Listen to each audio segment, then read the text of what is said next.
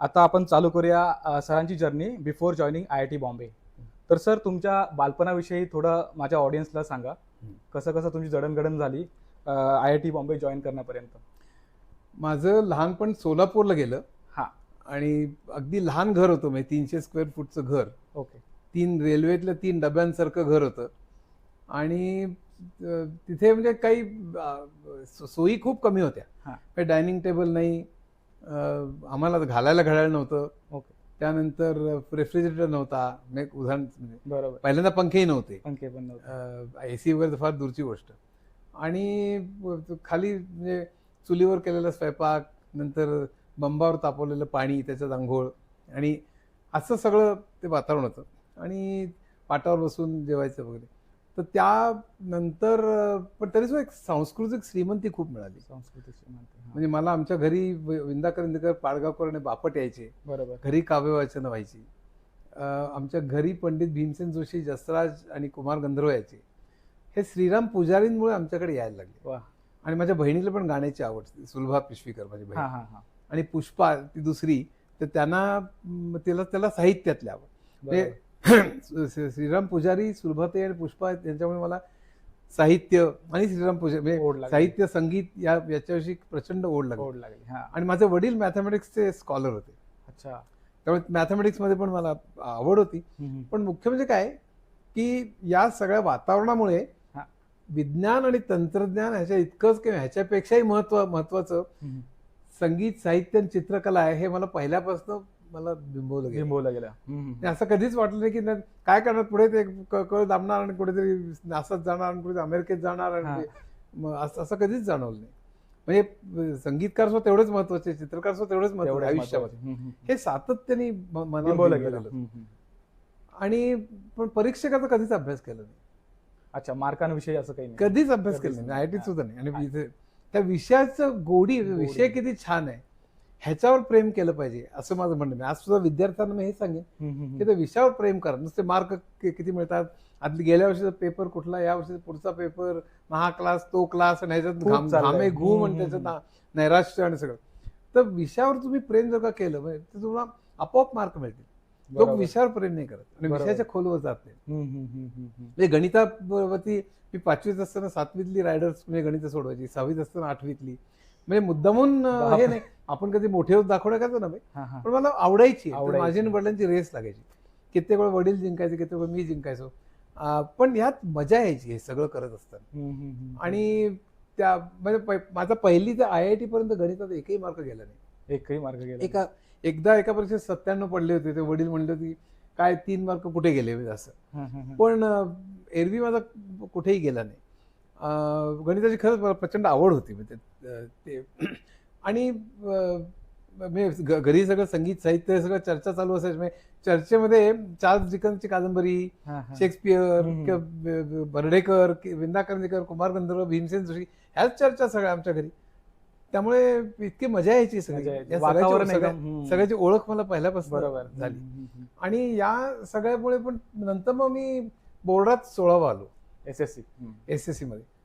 आणि त्यावेळेला सोलापूरला, सोलापूरचं बरंच मागासलेलं गाव होतं, म्हणजे अजूनही फार काही पुढे गेलेलं असं नाही. पण पुण्या मुंबई सगळी अशी हुशार मंडळी तिकडे नसायची. बरोबर. त्यामुळे बोर्डात 16 आलो तरी सुद्धा त्या पेपरमध्ये 4थ्या पानावर कधी 5व्या कॉलम मध्ये सोलापूरचे गोडबोले बोर्डात 16वे अशी फक्त बातमी आली. आणि त्याच्या शेजारीच बातमी होती की 5च्या पेठेत अमुक माणसाला भोसकले. त्याची किंमत साधून तेवढीच होती. आणि मी उगाच बोर्डात आलो म्हटल्यानंतर मी सोलापूरला एक चक्कर मारून रस्त्यामध्ये, आपल्याला कोणी भेटतंय का, ओळखतंय का वगैरे, कोणी कुत्र्याने विचारलं नाही. म्हणजे कोणाला काही पत्ता नव्हता, काही आपलं असं गुमान परत आलो. आणि पण त्यावेळेला मॅथमॅटिक्समध्ये मला गोल्ड मेडल होतं वगैरे. पण मग युनिव्हर्सिटीत मी गेलो. अच्छा.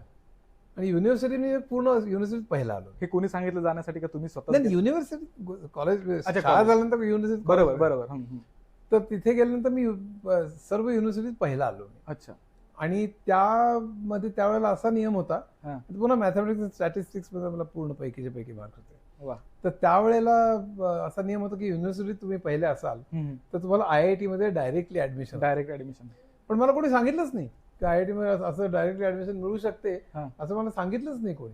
ते गबाळ. आणि मग मी सरळ IITच्या एंट्रन्सला बसलो, ते जेई जॉईंट एंट्रन्स एक्झामिनेशन. मी आपलं जाऊन गबाळासारखं बसलो होतो, कारण कोणते सांगितलं IIT चांगलं आहे म्हणून. मला कारण रँगलर व्हायचं तुम्हाला होतं. IIT पहिलं कधी माहित पडलं? नाही काय फार ते मी कोणते सांगितलं IIT चांगलं आहे, तू बघ अशी परीक्षा आहे म्हणलं, मी अच्छा. तिकडे जाऊन बसलो. आणि त्याच्या अगोदर म्हणजे रँगलर व्हायचं असं माझं म्हणजे काहीतरी मॅथमॅटिक्स मध्ये करायचं. हा हा. पण मग IITत मी त्या परीक्षेला बसलो. मग ऑल इंडियात काहीतरी बराच 22-28 मला लक्षात हा, नाही, बराच हा. चांगला नंबर आला Yeah, rank होता. आणि मग त्यावेळेला केमिकल इंजिनिअरिंगची क्रेज होती. क्रेज होते. मी केमिकल इंजिनिअरिंगला गेलो. अच्छा. मग केमिकल इंजिनिअरिंगला गेलो त्यावेळेला मला पहिल्या 3 वर्षात मला चांगले मार्क्स पडायचे. पहिल्या 3 वर्षात. हा. आणि पण पहिल्या वर्षी माझा इंग्लिशवरनं अपमान केला कुठे, कारण माझं सगळं शिक्षण मराठीतनं झालं. बरोबर बरोबर. आणि इंग्लिशवरनं मी डायनिंग टेबलवरती बसलो असताना मी माझ्या बोलण्यातला तू चुका काढायला लागला, बरोबर. इंग्लिश कसं तुला येत नाही वगैरे असं. हम्म. मला कोणी काही असं येत नाही म्हणलं की राग येतो.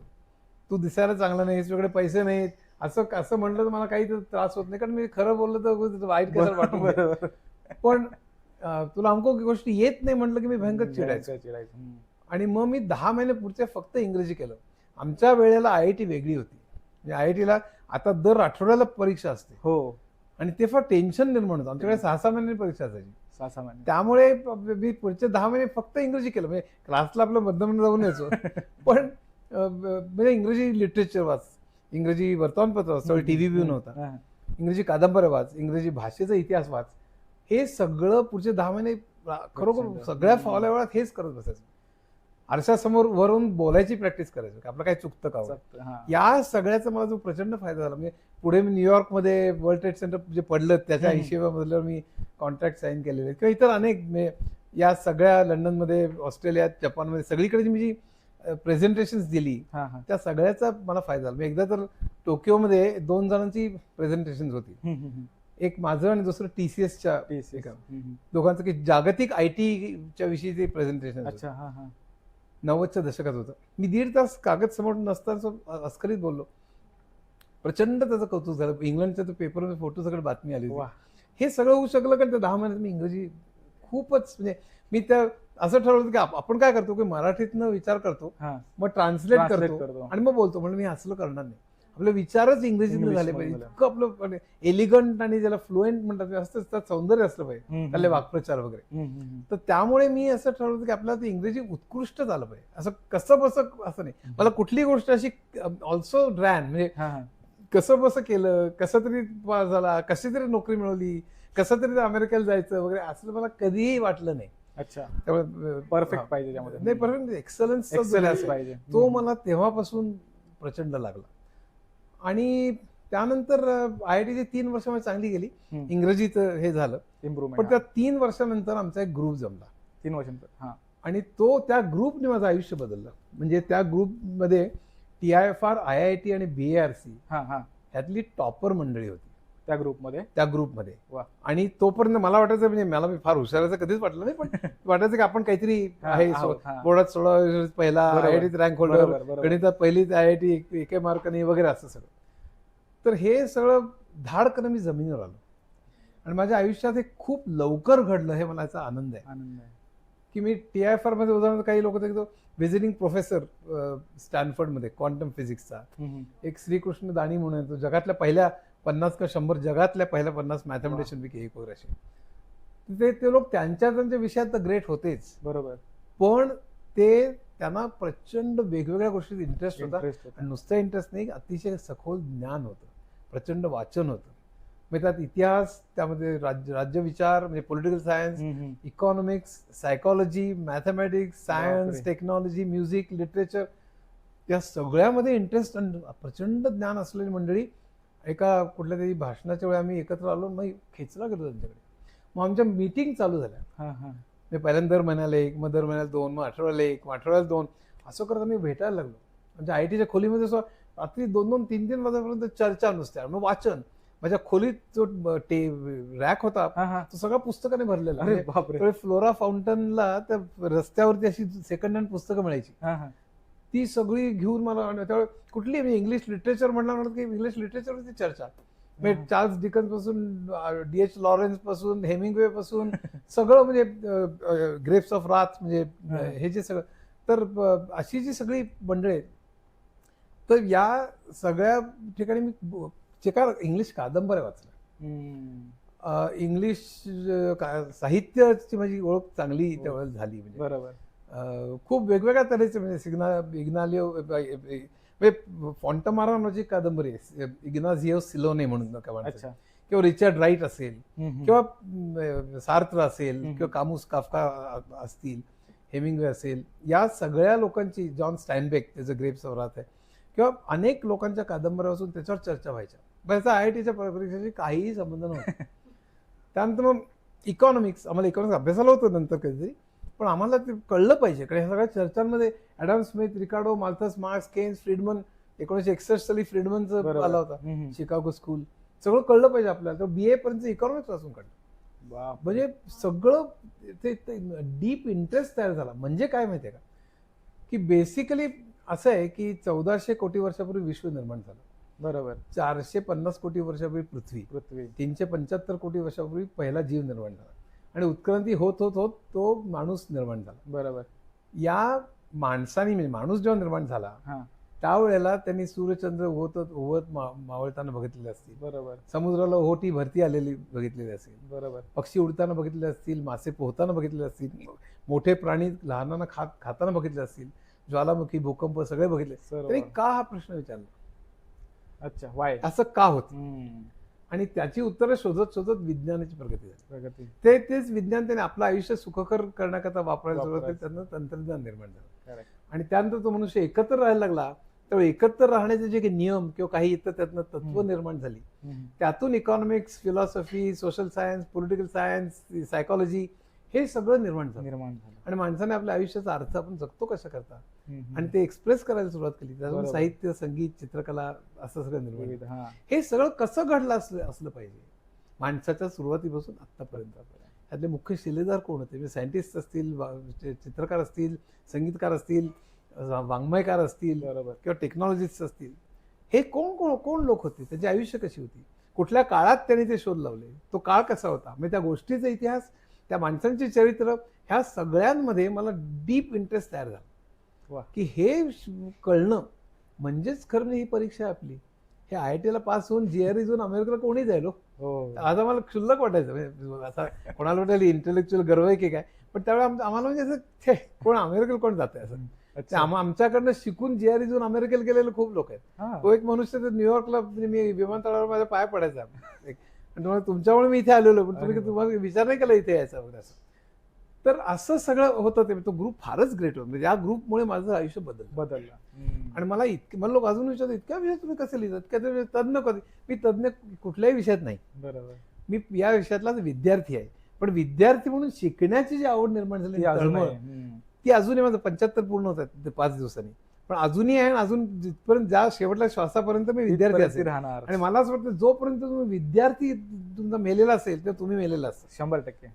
तर हा जो सगळा प्रवास आहे, त्यामुळे मी IIT मध्ये म्हणजे IIT मध्ये 2 भाग करतो. पहिली 3 वर्ष, नंतरची 3 वर्ष. त्या नंतरच्या 3 वर्षात किंवा 2 वर्ष म्हणजे, तर त्यामध्ये संबंध यामध्येच बुडून गेलेलो होतो. कुठली पॉलिटिकल सिस्टम चांगली, मग डेमोक्रेसीमध्ये कुठले वेगवेगळे प्रकार आहेत. आता त्यात मी आता शिरत नाही, आपला इंटरव्ह्यू वेगळाच होईल. पण आपल्याकडली पद्धतीला फर्स्ट पास सिस्टम म्हणतात तुम्ही, अमेरिकेत, इंग्लंडमध्ये, भारतामध्ये. पण प्रपोर्शनल डेमोक्रेसी नावाचा एक प्रकार आहे, तो 70-80 देशात चालू आहे अजून, स्कॅन्डिनेव्हिया अनेक देशामध्ये. मग जितके 3 पार्टीज असतील ना, एकाला 50, 30 आणि 20% मिळाले, तर 50%वाल्यांनी 5 आपले रिप्रेझेंट MPs पाठवायचे, 30%ने 30 पाठवायचे, 20%ने 2 पाठवायचे. असं म्हणजे आपली पद्धत अगदी वेगळी आहे, ती फार चांगली नाही असं माझं मत आहे. पण त्यात नको शिरायला. असे सगळे प्रश्न आम्हाला कसे पडायचे? पहिला जीव निर्माण झाला, त्यानंतर 200 वर्ष सेक्स नव्हता. अरे बापरे, असं का? म्हणजे एकदम 200 वर्षांनी सेक्स कसं निर्माण झाला? म्हणजे तोपर्यंत एक सेल डिवाइड होऊन 2 सेल, 2 सेल डिवाइड होऊन 4 सेल असं व्हायचं. मग असं कसं निर्माण झालं? म्हणजे एकदा मी न्यूयॉर्कहून येत होतो, आणि त्यावेळेला मॅट रिडली नावाच्या एका ब्रिटिश बायोलॉजिस्टचं पुस्तक आहे, रेड क्वीन म्हणून, ते जरूर वाचा. आणि त्याच्यात त्यांनी ह्याचं हे केलं होतं, उल्लेख केला, म्हणजे बाय सेक्स त्याची गरज काय पडली. उत्क्रांतीमध्ये किंवा सेक्शुअल रिप्रोडक्शन नंतर ते जास्त टिकाऊ ठरेल असं काय वाटलं बाबा बरोबर. एव्होल्युशन मध्ये. तर ती म्हणजे आम्हाला असे प्रश्न पडायचे की डेमोक्रेसी म्हणजे काय, डिक्टेटरशिप म्हणजे काय, फाशिझम म्हणजे काय, आणि हे कशामुळे हे होतं. सगळ्या ठिकाणी का हा प्रश्न विचारायचा आणि त्यामध्ये त्याची उत्तरं शोधत जायचं. तर हा जो प्रकार आहे त्यामुळे स्वतःला प्रश्न विचारण्याची सवय झाली. वाचन माझ्याकडे म्हणजे आज 7,000 पुस्तकं आहेत, तेव्हापासून सगळी सुरू झाली. आणि त्यामुळे मी त्यातच गुंतून गेलो.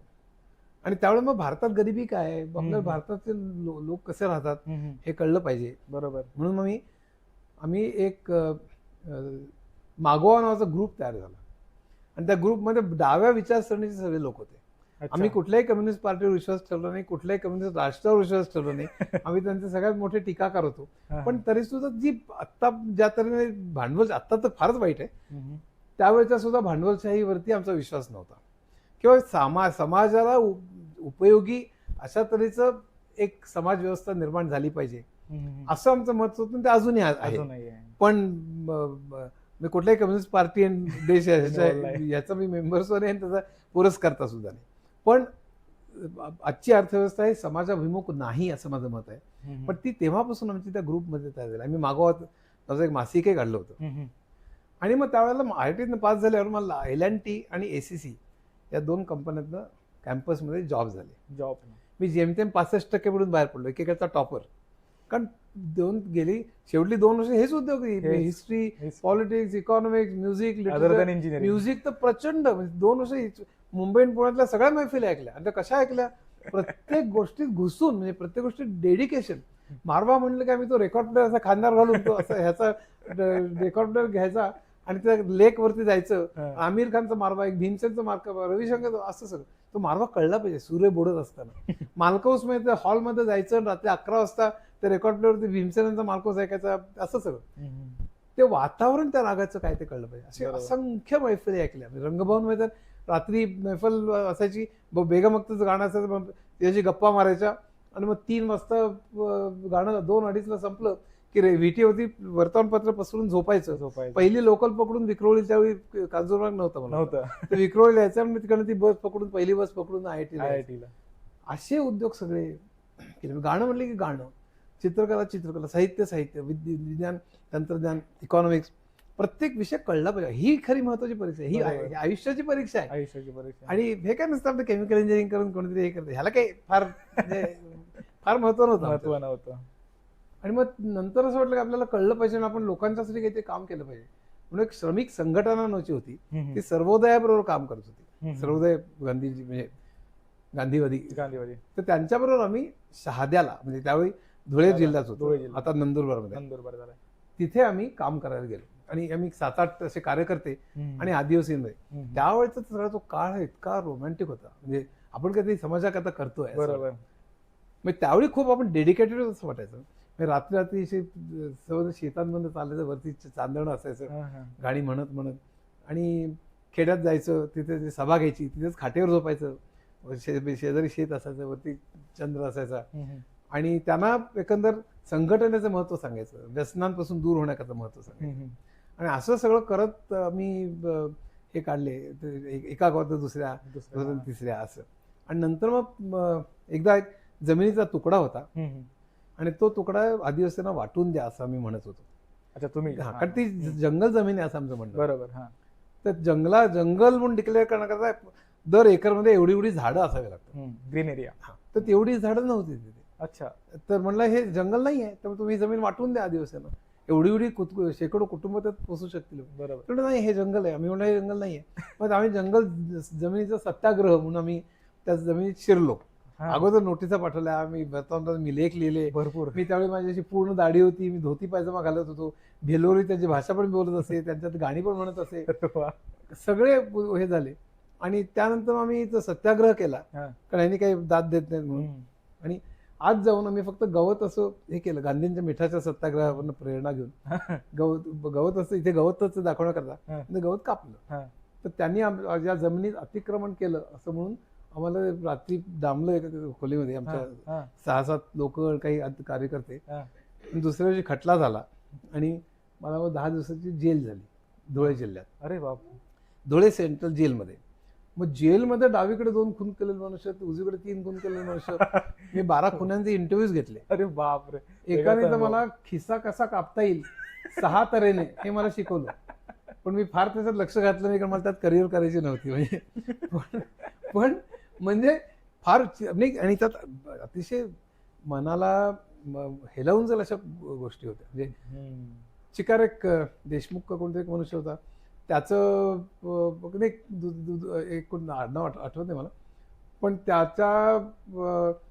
त्यांनी काही पैसे घेतले होते लँडलॉर्डकडनं, आणि त्या लँडलॉर्डने काहीतरी खून केला होता. अरे बापरे. पण लँडलॉर्डने ह्या माणसाला सांगितलं की तू हा स्वतःच्या ह्याच्यावर घे, तर तू बायको तू आयुष्यभर पोसत राहील, तू पण बाहेर येशील काही वर्षानंतर, तुलाही पोसत राहील. मग त्यांनी गुन्हा कबूल केला, तो जेलमध्ये होता माझ्याबरोबर. मग त्यानंतर त्या लँडलॉर्डनी मात्र त्या बायकोलाच हे वश केलं, आणि ती आता त्याच्याबरोबर राहते. आणि त्या मी ह्याला काय धक्का बसला असेल बघ, काय भयानक अशा इतक्या केसेस बघितल्या मी. म्हणजे आयुष्यातनं शिकणं जे म्हणतात, म्हणजे IIT वर्गातनं शिकणं गोष्ट वेगळी, तिथे समोर मी शिकत होतो. तर हेच तिथलं टॉयलेट्स कशा असतात, तिथलं अंघोळ कशी असते, त्या टॉयलेट्समध्ये कोणी बसलं तसं बाहेरनं दिसतं, इतकं वाईट होतं त्या काळात. आता बदललं असेल का ते, पण त्याच्याशी मी मुसाफिर म्हणजे आत्मचरित्र लिहिलंय. पण जे जेलर होते त्यावेळेच्या किंवा आत्ताचे, त्यांनी ते वाचून सांगितले, तुम्ही सांगितले ते अगदी पूर्ण वर्णन बरोबर आहे म्हणून. आणि म्हणजे इनफॅक्ट आता सांगायला काही हरकत नाही, छगन भुजबळ जेव्हा जेलमध्ये होते त्यांनी मुसाफिर वाचलं, आणि मला 3 पानाचं पत्र लिहिलं, त्यांना भयानक आवडलं मुसाफिर. म्हणलं काय वर्णन केलं, तंतोतंत तसंच आहे म्हणलं ॲज इट इज. पण असे अनेक प्रसंग. मग जेलमधनं मी बाहेर आलो, आणि बाहेर आल्यानंतर विचार केला की पुन्हा काही महिने तिकडे चालू होतं काम. नंतर विचार केला की आपण असं हे आयुष्यभर करू शकू का. नंतर वाटलं की नाही, आपण अजून 2-4 वेळा जेलमध्ये जाऊ, एक 4-6 वर्ष राहू, 2 गुद्दे देऊ, 2 गुद्दे खाऊ, पण आयुष्यभर आपण करू शकू का. पण त्यावेळेस स्वतःला विचारलं, मला लक्षात आलं की आपण असं आयुष्यभर करू शकणार नाही. म्हणलं आपण ते चळवळीशी प्रतारणा होईल नंतर बाहेर आलं. म्हणून मी नंतर मुंबईला परत आलो. मुंबईला परत आल्यानंतर मला घर नव्हतं, 13 घरं बदलली मी. मग फिशरमॅन कॉलनी किंवा ते जे माहीमला येते, किंवा धारावी, नंतर वेश्या वस्तींमध्ये माझा एक मित्र त्यांच्या मुलांकरता शाळा चालवत असे, मग त्यांच्यामध्ये मी संबंध कामाटीपुरा त्या सगळ्या एरियामध्ये ते राहत असते. तिकडे त्यांचे अनेकांचे इंटरव्ह्यूज बघितले, त्या खोल्या बघितल्या, मी त्याच्यावर मुसाफिर लिहिलेले चक्क. त्यात सुद्धा कसं फसवून त्या मुलींना आणलं जातं, त्याच्यात हायरार्की कशी असते, ते इतकं मला भयंकर बघायला मिळालं. म्हणजे आयुष्य म्हणजे काय असतं ते मला एकंदर माझं मुसाफिरवरती लेक्चर्स किंवा मुसाफिर पुस्तक तर 1 लाखाच्या वरती गेलेले आहेत. त्यांनी 18 आत्महत्या आतापर्यंत वापस केलेल्या आहेत, आणि शेकडो लोकांचं नैराश्य घालवलं. याचं कारण त्याच्यामुळे एवढेच चढ उतार आहेत, आता सांगितले त्याप्रमाणे पुढे येतील. तर ते सगळं म्हणजे हादरून गेलं की मी सगळं आयुष्य काय असतं. बरोबर. आणि अगदी झोपडपट्टीपासून प्रचंड श्रीमंत ठिकाणी, म्हणजे सी बर्ड नावाचा एक बँडस्टँडला मोठी बिल्डिंग आहे, सी बर्ड अजून आहे तिथे अजून. आणि तिथल्या 10व्या मजल्यावर मी राहायचो एका मित्राच्या बरोबर. त्यातल्या पहिल्या मजल्यावर रेखा राहायची, रेखा नटी. लिफ्टमध्ये मला किती वेळा दिसायची. म्हणजे अशा संबंध. आता तिने घर बदललंय, जावेद अख्तर झूल नाही, बँडस्टँडलाच तिथे. तर ते अशा तऱ्हेचे चिकार अनुभव मला मिळाले. श्रीमंतातलं श्रीमंत घरात समोर समुद्र खळणारा दिसतोय, आणि वैभव पण अनुभवलं मी, आणि तिथे अत्यंत गरिबी, दारिद्र्य आणि दुःख हे सगळं. आणि शेवटी मग मला काही जॉब शोधायला, मी जॉब हाताने लिहिलेला त्यावेळी ईमेल आणि प्रोसेसर नव्हता, टायपिस्ट वगैरे असायची, चुका करायची, हाताने लिहिलेलं बायोडाटा घेऊन VT आणि फाउंटनला बघायचं कुठे केमिकल इंडस्ट्री आहे का वगैरे असं. मग कुठे ते दिसली की मी वरती जाऊन तो बायोडाटा द्यायचो.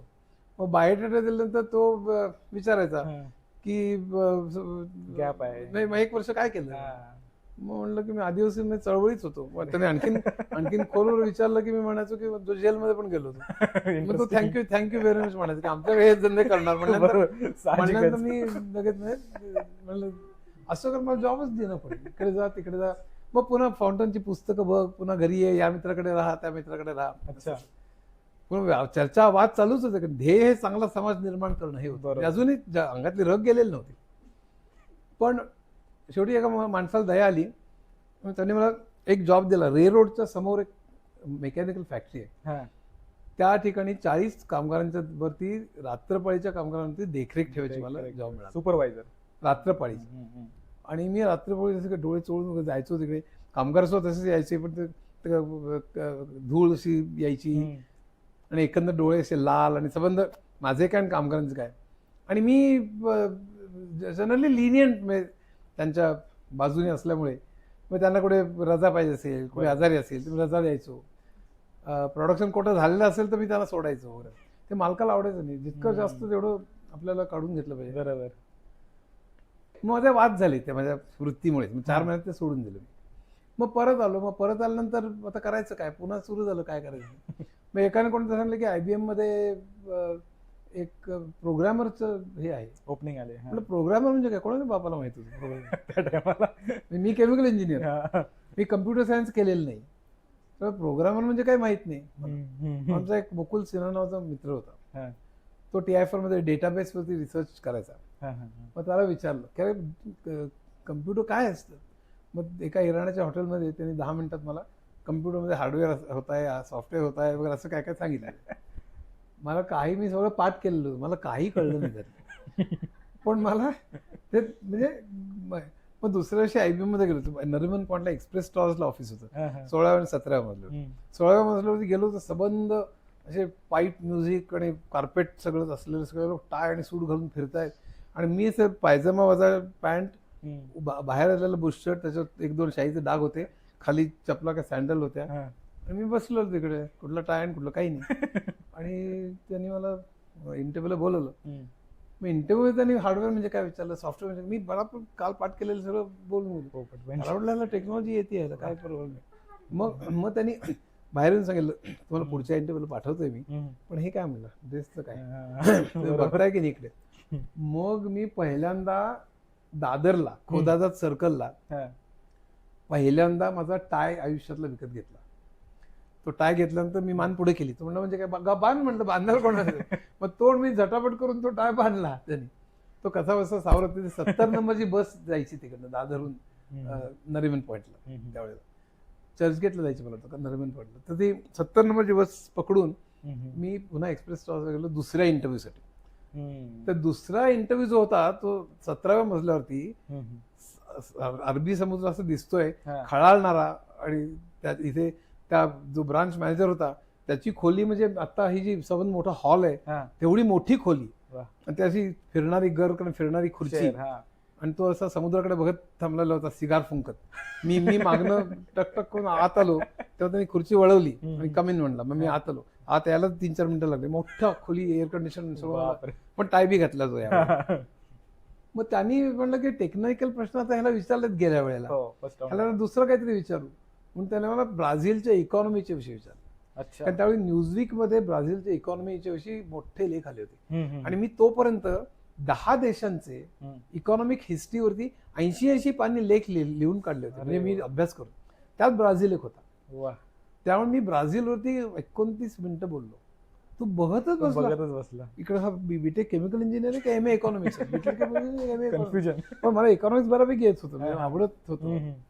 आणि मी बरंच बोललो एक्सपोर्ट इम्पोर्ट हे ते वगैरे सगळं. तो म्हणला कटकट घेऊन टाकायला म्हणला. मग मी IBM मध्ये लागलो. मग IBM मध्ये पहिल्या काही वर्षात माझी शोभाशी गाठ पडली. आणि त्यावेळेला आम्ही चळवळी करता पैसे जमा करत होतो. छबिलदास मध्ये आम्ही गाणं केलं होतं, अरुण दाते अमुक लोकांचं. त्या गाण्याकरता फंड उभे करायचे, भाषण करायची, आदिवासी चळवळीच्या विषयी सांगायचं आणि पैसे त्या चळवळीला द्यायचे, असं ते कार्यक्रम होतं. त्यात शोभा भेटली, मग आम्ही एकत्र आलो. मग पुढे आमचं लग्न झालं. पण त्यावेळेला IBM मध्ये असताना मला तिथे सुद्धा एक माझा कोणतरी अपमान केला. मी काहीतरी एक स्पेसिफिकेशन लिहिलं होतं, त्यात अकाउंटिंगची काहीतरी चूक होती. मग तो म्हणाला तुम्हाला एवढं पण अकाउंटिंग येत नाही का. अरे बापरे. म्हणल्यानंतर म्हणलं पुन्हा ते इंग्लिश येत नाही म्हणजे काय. मग मी BCom पर्यंत अकाउंटिंग कॉस्टिंग सगळं वाचून काढलं. आता माझी 4 पुस्तकं येत आहेत, अकाउंटिंग, कॉस्टिंग, मार्केट्स आणि फायनान्स. अशी 4 पुस्तकं मराठीतनं येत आहेत, 200-250 मध्ये. आणि मग मी अकाउंटिंग शिकवायचो. मला अजून असा दावा आहे की माझ्यासारखं अकाउंटिंग इतकं सोपं कोणीच शिकवत नाही. पण तेव्हा सोडून देऊ. हम्म, पण हम्म. म्हणजे कुठल्याही गोष्टी चवताळून पडायचं आपल्याला येत कसं नाही हे हा बरोबर. हा त्यात भयंकर महत्वाचा. मग IBMचं झालं, मग IBM मला 2 अवॉर्ड्स वगैरे मिळाली. मग प्रोग्राममध्ये मला एकही मिस्टेक यायची नाही. माझ्यासाठी लोक मारामार करायचे प्रोजेक्ट अच्छा. हा, हा. प्रोजेक्ट मॅनेजर गोडबोले आमच्या टीममध्ये व्हावेत वगैरे. मग 2 अवॉर्ड्स मिळाली. मग IBM झालं, मग हिंदुस्तान लिव्हर झालं, मग शिपिंग कॉर्पोरेशन झालं. मग सिस्टम नावाची एक ब्रिटिश कंपनी होती. हा, हा. तिथे पण असंच झालं. मी इंग्लंडला गेलो होतो. हम्म, मग इंग्लंडला गेल्यानंतर MRP हम्म. नावाचा एक प्रकार असतो ERP मध्ये. ERP ERP SAP ओरॅकल वरची ERP Enterprise MRP Resource Planning. Enterprise resource आणि MRP म्हणजे मटेरियल रिक्वायरमेंट प्लॅनिंग बरोबर. आणि CRP म्हणजे कपॅसिटी रिक्वायरमेंट. कॅपॅसिटी. त्या दोन्हीमध्ये जे इंटरकनेक्शन ती खूप इंटरेस्टिंग आहे. म्हणजे मला प्रोडक्शन प्लॅनिंग मधलं MRP आणि CRP मधलं इंटरकनेक्शन आहे ती म्हणजे फायनाईट सोल्युशन त्याचं शोधणं हे फार मजेदार आहे. पण त्यात आता शिरायला नको. पण MRP हा फार महत्वाचा विषय आहे. हा, हा. तर त्यामध्ये मी ते इंग्लंडमध्ये असताना एका स्पेसिफिक चूक होती. तो नील नावाचा मनुष्य होता. म्हणलं काय तुम्हाला MRP एवढं पण येत नाही का? पुन्हा ते अरे बापरे. मग मी पुन्हा MRPची 7 पुस्तकं वाचली. 7 बोलमन नावाचं 700 पानी पुस्तक होतं. जोसेफ ऑर्लिकी नावाच्या माणसाने MRP चालू केलं 1972 साली IBM मध्ये. हा, हा. आणि त्यानंतर बरीच पुस्तकं, गन नावाचं एक माणसाचं, अशी 6-7 पुस्तकं वाचली. आणि MRP मला बऱ्यापैकी IBMच्या वेळी कॉपिक्स नावाची मॅन्युअल्स निघायची. Manuals. त्याचं सुंदर एक्सप्लेनेशन असायचं. हम्म. तर सगळं मग मी MRP बऱ्यापैकी डिटेलमध्ये मला कळायला लागलं. भारतात नंतर मी अनेक MRP वरती आणि ERP वरती लेक्चर्स Lectures दिले. हा. भारतभर हम्म. खूप त्यावेळी गाजली ती. हा, हा. तर त्या एकदा करायचं म्हटलं तर मी तुटून पडलो त्याच्यात. मग मी इंग्लंडमध्ये स्पेसिफिकेशन लिहिली. मी परत आलो बरंच. आणि त्यानंतर मी पटणीमध्ये गेलो. पटणी. हा. आणि पटणीमध्ये माझा दुसरा टर्निंग पॉईंट आला. पहिलाच IIT मध्ये पहिला IIT कधी मित्र भेटले. हम्म. आणि पटणीमध्ये जेव्हा मी गेलो त्यावेळेला नारायण मूर्तींनी पटणी सोडली होती. हा. आणि त्याच खुर्चीत बसून मी 11 वर्ष पटणी चालवली. अरे वा. पण त्यात प्रॉब्लेम असा होता की पटणीमध्ये सिस्टम सॉफ्टवेअरचे सगळे लोक होते. System software. कम्प्युटरमध्ये श्रोत्यांकरता सांगतो, कम्प्युटरमध्ये हार्डवेअर आणि सॉफ्टवेअर 2 भाग आहेत. बरोबर. सॉफ्टवेअरमध्ये ऍप्लिकेशन सॉफ्टवेअर आणि सिस्टम सॉफ्टवेअर असे 2 भाग आहेत. हम्म. आणि सिस्टम सॉफ्टवेअर म्हणजे कम्प्युटर जेव्हा आपण विकत घेतो त्याच्याबरोबर जे येतं ते हम्म. ऑपरेटिंग सिस्टम येते, कम्युनिकेशन सॉफ्टवेअर येतं, बरोबर. डेटाबेस येतो, डेटाबेस. हे जे सगळं आहे कंपायलर येतात, हे सगळं डेव्हलप करणं किंवा ते मेंटेन करणं किंवा ते मॉडिफाय करणं ह्याला सिस्टम सॉफ्टवेअर म्हणतात. तर ते त्याच्याबरोबरच आलेलं असतं. पण त्याचा वापर करून जेव्हा तुम्ही banking, production planning, share accounting, insurance ह्याचे प्रोग्राम लिहितात तेव्हा त्याला ऍप्लिकेशन सॉफ्टवेअर. करेक्ट. तर मी आतापर्यंत 10 वर्ष ऍप्लिकेशन सॉफ्टवेअरमध्ये काम केलं होतं आणि त्यात बरीच अवॉर्ड्स मिळाली होती. हो. आणि एक इंग्लंडमध्ये जाऊन पॅकेज सुद्धा लिहिण्यात मदत केली होती ERPचं. पण इथे आता प्रॉब्लेम असा निर्माण झाला की मला हेड म्हणून त्यांनी घेतलं. माझ्या हाताखाली 40-50 मुलं, अतिशय चंट हुशार पोर, हुशार. IITतली BTech MTech कम्प्युटर सायन्स केलेली. पण त्यातले विषय सगळे एकमेकात गुंतलेले. मग डिजिटल इलेक्ट्रॉनिक्स आलं नाही तर कम्प्युटर आर्किटेक्चर कळत नाही. कम्प्युटर आर्किटेक्चर कळलं नाही डिपेंड तर ऑपरेटिंग सिस्टम कळत नाही. कळत म्हणजे कळू शकतं पण डिटेल कळू शकतं. डिटेल नाही. आता आर्किटेक्चर नाही कळलं तर ऑपरेटिंग सिस्टम का कळत नाही? कारण सिस्टम कॉल जो प्रकार आहे की ऑपरेटिंग सिस्टम नाही कळलं तर मग कंपायलर कळत नाही. कंपायलर नाही कळलं तर डेटाबेस कळत नाही. कळत नाही म्हणजे काय, बरोबर कळू शकतं पण म्हणजे त्यातली कनेक्शन कळायला पाहिजे. आणि मला वरवरनं कळणं कधीच जमलं नाही. आणि खालची जी माझ्या 40-50 मंडळी होती ती प्रचंड हुशार, IITतली BTech आणि MTech केलेली, या सगळ्या विषय फुल टाइम शिकलेली 4 आणि 6 वर्ष. त्याच्यातली सगळी प्रत्येक विषयावर 400-600 पानी पुस्तकं, टॅननबॉम, मॉरिस मॅनो, स्टॉलिंग्स अशी सगळी पुस्तकं वाचून त्यांनी 4 आणि 6 वर्ष फुल टाइम अभ्यास केलेला. अशी 40-50 मुलं माझ्या हाताखाली. आमचा 80% काम आहे सिस्टम सॉफ्टवेअर. बरोबर. आणि मला फक्त ऍप्लिकेशन सॉफ्टवेअर माहित होतं, म्हणजे कोबाल, फोर्ट्रॉन, बेसिक, फार तर C वगैरे. पण हे वेगळंच होतं सगळं. तर त्यांच्या चर्चा चालायच्या आणि मला काही यायचं नाही. परत झटका बसला एक भयंकर झटका. मी पुन्हा इन्फिरिटी कॉम्प्लेक्स, आपल्याला काही येत नाही. आणि मग ते त्यांनाही कळायचं की बॉसला काही कळत नाही म्हणजे विषय. पण बाकीच्या जर कसं असतं की बॉस म्हणतो म्हणलं ऐकणं, IT मध्ये चालत नाही ना. IT मध्ये you have to command the respect. तुम्हाला रिस्पेक्ट मिळवावं लागतो. नुसतं मी बॉस आहे म्हणून मला रिस्पेक्ट असं नाही. तर तो काय मला मिळेना कारण लोकांचं हे मला येतच नव्हतं. मग किती वेळा नैराश्य, आपला जॉब सोडावा लागतो की काय. बरोबर. आणि एकदा इंटरव्ह्यूला आम्ही जायचो तर नवीन मुलाला विचारायचो की व्हेक्टर इंटरप्ट म्हणजे काय. माझ्याबरोबर एक अनिल नावाचा एक मुलगा पण यायचा. हा, हा. तो जरा आगाऊ होता, पूर्ण नाव नाही सांगत, पण तो अनिल विचार व्हेक्टर इंटरप्ट म्हणजे काय. त्याच्या मुलाला की येत नसायचं, तो छताकडे बघायचा. हा. अनिल माझ्याकडे बघायचं, बॉसला तरी येते का, बॉसला कुठे येत होतं, मी पण छताकडे बघायचं. असं सगळं भयंकर मी नर्वसनेसकडे जायला लागलो. अच्छा. कारण 400-600 पानी 5-5 विषय एकमेकात गुंतलेले, एवढं कसं बरोबर. 4-6 वर्षात फुल टाइम केलेले, Full time. 3-4 अमेरिकेला 5 युरोपला गेलेली मंडळी. ते मी कसं काय मला जमलं. मी केमिकल इंजिनिअरिंग केलं होतं तेही मला आठवत नव्हतं. त्यानंतर सगळं चळवळी आणि हे त्यानंतर ऍप्लिकेशन सॉफ्टवेअर असं सगळं बॅकग्राऊंड. मग पण त्याच वेळेला दुसरी गोष्ट झाली ती म्हणजे मला सगळी व्यसनं होती. अरे. म्हणजे मी 40 सिगरेटी प्यायचो, बिडी ते क्युबन सिगार मी काहीही प्यायचो, अर्धी बाटली हे प्यायचो. व्यसन लागलं कधी? असे जनरल मित्रांबरोबर गमत अच्छा. करत करत पण ते वाढत गेलं. मी असं वाहत जाणार मनुष्य आहे. अच्छा. पहिली गोष्ट हा, हा. खाणं गाणं व्यसनं अभ्यास इकॉनॉमिक्स काय जिरलं की शिरलं असं शिरलं. आणि मग अर्धी बाटली मी ड्रिंक घ्यायचो, अर्धी बाटली मी 2 क्वार्टर मी 6 पेग्स. जनरली सगळ्यांना माहित असतंच मी अलीकडे. आणि त्या देशी दारूपासून ते शॅम्पेन पर्यंत मला काही चालायचं. काही चालायचं. हा. आणि त्यानंतर मग कलकत्ता 120 नवरत्न 300 अमुक तमुक सगळं मी पानामधला तर पीएचडीच होतो, म्हणजे सगळी पानं मला माहित होती. म्हणजे कलकत्ता देसी बनारस हे तर कॉमन झालं, मगई वगैरे. पण त्यात महोबा नावाचं एक पान असतं, महोबा. ते उत्तर प्रदेश महोबा एक ठिकाण आहे, त्याच्यावर ते नाव आलंय. ते मुंबईमध्ये 4च ठिकाणी मिळायचं. मला सगळं असले माहित पाहिजे. ते प्रभादेल मिळायचं, नरमन पण मिळायचं, साहित्य संघाच्या तिथे चर्नी रोडला मिळायचं, अशा 4 ठिकाणी मिळायचं. ते महोबा पान खायला मी जायचो, फार छान लागायचं. तंबाखू, गुटखे, पान पराग सगळी व्यसनं मला लागली. 20-20 पानं खायची कलकत्ता 120. बापरे. मग एका कंपनीमध्ये तर ड्रिंकचं मला एवढं व्यसन लागलं की लंच टाइम मध्ये मी 2 पेग घेऊन परत येत असे. ते मी पडून मेलेलंच असतो आतापर्यंत.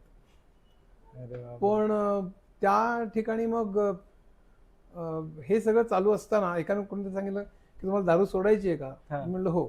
मग तो म्हणला की दारू सोडायची असेल तर तुम्ही भांग चालू करा म्हणजे. भांग. हा. मला तो सल्ला अगदी पटला बरोबर. मग मी नरिमन पॉइंट यायचो, महालक्ष्मीला उतरायचो. मला माहित ते अड्डे कुठे मला माहित होतं. मग महालक्ष्मीला मी भांग प्यायचो, भांग पिऊन पुन्हा अंधेरीला यायचो, अंधेरीला पुन्हा 1-2 ड्रिंक्स घेऊन पुन्हा घरी यायचो. असं सगळं माझं चालू झालं. मी पूर्ण 1-2 वर्ष मी त्याच्यात काढली, पण पूर्ण त्यात रोज असं. आणि तुम्ही हेड पण होतात ते हेड. हा. पण त्यावेळेला मग आणि आपल्याला येत नाही आणि आपल्याला जॉब सोडावा लागतो. पण त्यामध्ये कुठलं तरी पुस्तक मॉरिस मॅनोचं काढलं, हे कळत नाही, कारण आर्किटेक्टचे कळत नाही, कारण डिजिटल इलेक्ट्रॉनिक्स कळत नाही, ऑपरेटिंग सिस्टम कळत नाही, कारण आर्किटेक्टचे कळत नाही. असं एक गुंतलेलं विषय. हे नाही कळलं की मागचं पुस्तक काढ, ते नाही कळलं की त्याच्या मागचं काढ, पण तेही कळायचं नाही असं सगळं. मग काय करावं की कळेना. आणि त्याच वेळेला एक तिसरी गोष्ट घडली, ती सगळ्यात वाईट पण सगळ्यात चांगली ठरली माझ्या दृष्टीने. ती म्हणजे माझ्या मुलाला ऑटिझम डिटेक्ट झाला. त्याचंही आता एटिमॉलॉजी ज्याला म्हणतो आपण इंग्लिशमध्ये, रूट्स मध्ये की ऑटो म्हणजे सेल्फ, म्हणजे ऑटोमेटिव्ह किंवा ऑटोमोबाईल, ऑटोमॅटिक. तर हे जे ऑटिस्टिक म्हणजे जी मुलं स्वतःत गुंतलेली असतात, बरोबर, त्यांना सोशिएबल नसतात, ते आउटवर्ड नसतात, ते कम्युनिकेशन करू शकत नाही, ते एका जागी स्थिर बसत नाही, ते हायपर ऍक्टिव्ह असतात, त्यांचं अटेन्शन स्थिर नसतं, डोळे भिरभिर करतात, कित्येक वेळा व्हायलंट होतात. त्यांना असे अनेक. कॅनर नावाच्या माणसाने 1943 साली 9 त्याची हे काढली, म्हणजे लक्षणं, सिम्पटम्स काढली. आणि त्यानंतर मग त्याच्यावर स्टडी चालू झाला, पण त्याच्यावर उपाय नाही अजून सुद्धा. जेव्हा ऑटिझम त्याला झाला तो साधारण 2-2.5 वर्षाचा असताना तो डिटेक्ट होतो. काही वेळ जन्मापासून असतो, काही वेळ नंतर डेव्हलप होतो, पण 2.5-3 वर्षाचा असताना तो डिटेक्ट होऊ शकतो. त्याचे तर तो असं विचित्र एकदम विड्रॉ व्हायला लागला, बोले नसं झाला, एकदम पंख्याकडे फक्त फिरणं. मला वाटलं की ते वेगळं आहे. शाळेतनं तक्रार यायला लागल्या. बरोबर. मग त्याला मी घेऊन डॉक्टर राजेंद्र बर्वेंकडे गेलो. बर्वे त्यावेळेस दादरला त्यांची कन्सल्टिंग रूम होती. आणि बर्वेला विचारलं काय रे, तर त्यांनी बघितलं तो हुशार बर्वे, आणि त्यांनी सांगितलं की ऑटिझम वाटतोय, तर आपण थोडा वेळ थांबूया, पुन्हा एकदा ऑब्झर्व करू आणि मग आपण ठरवूया. मग मी, शोभा आणि त्याला घेऊन आम्ही निघालो. आनंद नाडकर्णीची कन्सल्टिंग रूम शेजारीच होती दादरला. मग त्याच्याकडे गेलो. त्याला मी, माझा मुलाचा नाव निहार, तर निहारच्या विषयी बोलतो असं सांगितलंच नाही. मी सांगितलं का ऑटिझम म्हणजे काय रे, अच्छा म्हणजे ऑटिझम म्हणजे भयंकर असतं, त्याच्यात ट्रीट करणं अवघड असतं, ती सोशेबल नसतात, ते एज्युकेबल नसतात, त्यांच्याकरता आपण कधी प्रोव्हाइड केलं पाहिजे. आमच्या मनावर घाव पडत होते. आम्ही दोघेही रडत रडतच घरी आलो. बरोबर. आणि त्यावेळी मी ठाण्याला राहत होतो, ठाणे ईस्टला. आणि घरी परत आलो. आणि त्यानंतर मी नाही ऍक्च्युली ठाण्याला मी पूर्वी त्यावेळी मी अंधेरीलाच राहायचो, पण आणि ते घरी परत आलो. आणि मग आठवडाभर रडण्यात गेला, आठवडाभर ब्रिटिश काउन्सिल मधली सगळी आर्टिकल्स आणि पुस्तकं वाचण्यात गेला ऑटिझमवरची. आणि त्याच्यावर उपाय नाही हे कळलं. मग आपण आता काही त्याच्याकरता पैसे जमा केले पाहिजे हे कळलं. बरोबर. आणि मग 10 वर्ष जॉब झालेला होता, पण मला आता बँक बॅलन्स काय ते बघू. 10 वर्षात बँक बॅलन्स 200 रुपये होता. ह्याच्याकडे 10 वर्षात सगळे पैसे कुठेतरी चळवळीला मदत कर, कुठेतरी पुस्तकं विकत घे, कुठेतरी सीडीज किंवा कॅसेट्स, सीडी नव्हती त्यावेळेस, कॅसेट्स विकत घे किंवा एलपीज त्यावेळी मिळायच्या त्या सगळ्या. आणि उद्याच उद्या बघू अशी दोघांची वृत्ती. त्यामुळे कधी सेव्हिंग वगैरे व्हायचं बघू काय करणार, असं पूर्वीचं आयुष्य तसंच गेलं होतं. मग तिथे आता करायचं काय, मला भयानकच धक्का बसला की आता. आणि त्यावेळी आम्ही कॅल्क्युलेट केलं इंटरेस्ट रेट किती आहे त्याच्यावर, की आपल्याला किती पैसे जमा केले पाहिजे. साधारण 3 कोटी रुपये जमा केले पाहिजे त्यावेळी 3 कोटी रुपये जमा केले तर 12% व्याज, त्यावेळी 12% होतं, की आपल्याला बऱ्यापैकी पैसे मिळतील. म्हणजे 3 लाख महिन्याला मिळेल. आणि 12% 36 लाख म्हणजे महिन्याला 3 लाख. महिन्याला 3 लाख समजा श्रीमंत असल्यामुळे काही विशेष नाही, पण चाळीतल्या माणसाला कोणाला दिले, पण जो प्रेमळ आहे मुलामुळे, तर तो मग स्वतः गाडी घेऊ शकेल, ड्रायव्हर ठेवू शकेल, स्वतः आणखी नेहारला सांभाळायला कोणतरी ठेवू शकेल, आणि स्वतः नोकरी करू शकेल किंवा इव्हन आराम करू शकेल. पण अशी इतके पैसे पाहिजेत, पण ते चाळीतल्या माणसाला देऊन असा शोधला पाहिजे अशी फॅमिली. कारण आपल्यानंतर कोण हा प्रश्न आहे ना. आम्ही होत तोपर्यंत बघू, पण आपल्यानंतर ह्याचं करायचं काय, बरोबर, कोण बघणार. आज सुद्धा तो प्रश्न लाखो लोकांना आहे पाहिजे, लाखो. आज मानसिक रुग्ण हा प्रचंड मोठा प्रॉब्लेम, आपण त्याच्यानंतर बोलू. पण मुख्य काय की त्यावेळेला ते झालं, मग आता करायचं काय. मग लक्षात आलं की आपल्याला पहिल्यांदा जॉब टिकवला पाहिजे. पण त्याच्या एकदा जुहूवरती मी रात्री 12 वाजता समुद्राच्या काठी फेऱ्या मारलेल्या, आत्महत्येचे विचार आलेले, सगळं झालं त्यावेळेला. संबंध त्यावेळी कळलं की मी जर का कोसळलो यावेळी तर संबंध फॅमिली कोसळलं, सगळंच कोसळलं. मग करायचं काय, मग आता पैसे जमायचे म्हणजे जॉब टिकवलं पाहिजे. जॉब टिकवलं पाहिजे आपल्याला सिस्टम सॉफ्टवेअर आलं पाहिजे. सिस्टम सॉफ्टवेअर जर काय यायचं असेल तर पहिल्यांदा आपल्याला व्यसनं सोडली पाहिजे. आणि त्यानंतर मी 10 मिनिटात सगळी व्यसनं सोडली. एके दिवशी रात्रभर मी एरजार घालत होतो, आपण काय म्हणून ओळखले जाणार. बरोबर. किंवा बिचाऱ्या निहारचे वडील, त्या बिचाऱ्या मला कधी आवडत नाही असं म्हणून ओळखले जाणार, की अरे यांनी एवढ्या कंपन्या उभ्या केल्या, यांनी एवढ्या संस्थांना मदत केली, यांनी एवढी पुस्तकं लिहिली, आणि घरी एवढा प्रॉब्लेम असून सुद्धा यांनी असं केलं, असं म्हणणं वेगळं. बिचारा निहारचे वडील म्हणून माझी चेष्टा किंवा कोणीतरी दुःखी नजरेने बघणं वगैरे कीव करणं मला कधी आवडत नाही. तर हे म्हणलं असं नको मला. 10 मिनिटात व्यसन सोडून टाकली, 10 मिनिटात सगळी व्यसन सोडली. पहिल्यांदा सिगरेट हातात धरली, मी फेकून दिली. चहा नंतर सिगरेट फार छान लागते, फारच छान, तरी फेकली. जेवण झालं, संध्याकाळ झाली, बारकडे पावलं वळली. मी बारकडे पावलं वळली तसं मी स्वतःला खेचत आलं. तुम्हाला कळणार नाही, ज्यांनी व्यसनाधीन झालेले माणसं, आणि एक नाही सगळी व्यसनं, दारू, तंबाखू, सिगरेट, भांग, सगळी व्यसनं पूर्ण त्याच्या आहारी गेलेला जो मनुष्य असतो. तर तिथे गेल्यानंतर मग मी काय करायचो, तिथे गेल्यानंतर मी 2-3 लस्सी प्यायचो. म्हणजे पोट एवढं भरायचं, तर त्याच नंतर दारूची इच्छाच व्हायची नाही. ज्यांना सोडायची तर मी युक्ती सांगतो की जायचं, इच्छा झाली तसं लस्सी प्यायची, आणि त्यातनं 3 दिवस झाले की नंतर तुमची हे कमी होईल. माझी तरी झाली, पण त्यानंतर मग मला कधी त्रास झाला नाही. आणि मग मी अभ्यासाला सुरुवात केली. माझं घराजवळच ऑफिस होतं, मी 9 ते 5 ऑफिस होतं. 5 ते 9 पर्यंत मी अभ्यास करायचो. अर्धा 1 तास जेवणाला, टॉयलेटला भरायचं, 4 तास म्हणजे 3 तास जरा. 9ला झोपायचो, पहाटे 2ला उठायचं. 2 ते सकाळी 9 पुन्हा अभ्यास, पुन्हा 1 तास 1.5 तास जेवण खाणं, टॉयलेट, ब्रेकफास्ट वगैरे. मग एकंदर 10 तास, आणि वीकेंडला 18 तास, 18 आवर्स. म्हणजे येत कसं नाही आपल्याला, म्हणजे तेच सगळं जे इंग्लिशचं झालं, जे अकाउंटिंगचं झालं, जे MRPचं झालं, पण त्याच्यापेक्षा 10 पट हा प्रॉब्लेम मोठा होता. सिस्टम सॉफ्टवेअर शिकायचं पूर्ण, 4-6 वर्ष फुल टाइम शिकलेले बीटेक एमटेक मंडळी माझ्याबरोबर.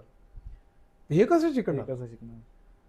मग मी चालू केलं इतकं प्रचंड म्हणजे एकलव्यासारखं म्हणजे प्रचंडच डिटर्मिनेशन. आपल्या सगळी बुद्धीपणा हे नाही हे इथे हरलो आपण तर गेलं सगळं. बरोबर. आणि मग मी काही आठवडे गेले, मग मला थोडे संदर्भ लागायला लागले स्वतःहून. मग डिजिटल इलेक्ट्रॉनिक्स सर्किटरी पण शिकलो मी. मग आर्किटेक्चर शिकलो. त्यामुळे मला टॅनेनबॉम, मॉरिस मॅनो यांच्या पुस्तकांचा मला प्रचंड फायदा झाला. म्हणजे ते कळायला लागली मला. मग ऑपरेटिंग सिस्टम वाचलं, हे असलं समज म्हणजे वाचन सुरू झालं आणि एकातले संबंध कळायला लागले. त्यातलं मला बऱ्यापैकी हे व्हायला लागलं. मग मी इंटरव्ह्यूज मध्ये काही महिने गेले. इंटरव्ह्यूज मध्ये मी प्रश्न विचारायला लागलो. अरे मग प्रोजेक्टच्या मीटिंगमध्ये मी काही कॉन्ट्रीब्युट करायला लागलो थोडंफार, फार नाही. पण लोकांना कळलं की गोडबोले कधी वाचतायत किंवा काहीतरी त्यांचाही माझ्यावरती विश्वास वाटला. मग त्यातल्या काही लोकांनी मुलांनी मला मदत केली. मग मी आणखीनच अभ्यास जोरात सुरू केला. त्यानंतर मग ऍप्लिकेशन सॉफ्टवेअरचे पण काही प्रोजेक्ट आले. मग त्यात तर मी चिकार गाईड करू शकलो. मग एकदम माझ्याशी रिस्पेक्ट पण वाढला. त्यांनी पुन्हा माझा कॉन्फिडन्स वाढला, पुन्हा माझं वाचन वाढलं. असं करत करत काही महिन्यात मग मी तिथे एस्टॅब्लिश झालो. बरोबर. आणि एस्टॅब्लिश झाल्यानंतर मग मी म्हटलं की आता आपण त्याच्यावर एक पुस्तक लिहू. माझी लिखाणाची सुरुवात तिथे झाली की आपण सगळ्यात अवघड जो विषय ऑपरेटिंग सिस्टम त्याच्यावर हल्ला करायचा. ऑपरेटिंग सिस्टम सगळ्यात अवघड विषय आहे. त्याच्याचबरोबर मी 700 पानी पुस्तक लिहिलं. दणदणीत पहिलं पुस्तक, ते माझं पहिलं पुस्तक. ते टाटा मॅग्रोवलनी छापलं. नंतर त्याचं चायनीज मध्ये भाषांतर झालं आणि इतर काही भाषांमध्ये. त्याच जगभर मिळतं. जपान, कोरिया, तैवान, सिंगापूर वगैरे सगळे. मॅग्रोवेल न्यूयॉर्कने ते ट्रान्सलेट केलं. त्यानंतर मी डेटा कम्युनिकेशन नेटवर्क्स लिहिलं. मग वेब टेक्नॉलॉजीज लिहिलं. मग डिमिस्टिफाईंग कम्प्युटर्स लिहिलं. ही पुढे लिहिली. पण त्यानंतर मग टेक्नॉलॉजी आता तुला येते. मग पटनी मला म्हणाले तू मला अमेरिकेत मदत करायला. मग आज मी बॅग उचलायचो. बॉस्टन, लॉस एंजलिस, परत न्यूयॉर्क, शिकागो असं सगळं सुरू झालं. भ्रमंती चालू. आणि नुसतं ते पहिल्या वर्षी मला अमेरिकेत फार यश मिळालं नाही, पण मी शिकलो. आणि त्यानंतर मात्र मी युरोप, जपान आणि ऑस्ट्रेलिया ही संबंध क्षेत्र सांभाळली. तिथे ऑफिसेस जपानमध्ये. शेवटी तर म्हणजे हाताखाली हजारो सॉफ्टवेअर इंजिनियर्स होते LNTच्या वेळी आणि काही कंपन्यांमध्ये. आणि अमेरिकेत 6 ऑफिसेस, युरोपमध्ये 3, जपानमध्ये 2, ऑस्ट्रेलियात 1 अशी साम्राज्य चालवली.